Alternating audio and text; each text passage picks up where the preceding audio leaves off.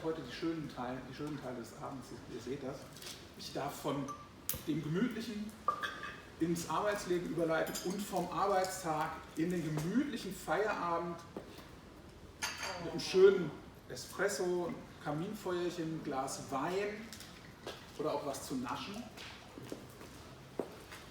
Also ich dachte eigentlich, ich habe die guten Dinge mit dem Rotwein, dem Feuer, dem Maß. Ich darf drüber reden und du hast... Genau, ja. Genau.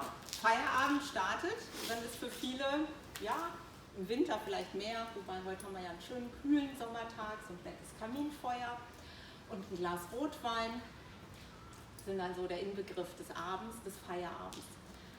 Weil mit dem Glas Rotwein kann ich ja besser schlafen. Das denken wir so vermeintlich, leider gar nicht. Der Schlaf wird sehr viel unruhiger. Das ist gerade eine schwedische Forschung wieder gewesen, eine Studie gewesen, die das rausgebracht hat. Es wird wesentlich unruhiger, der Schlaf wird schlechter.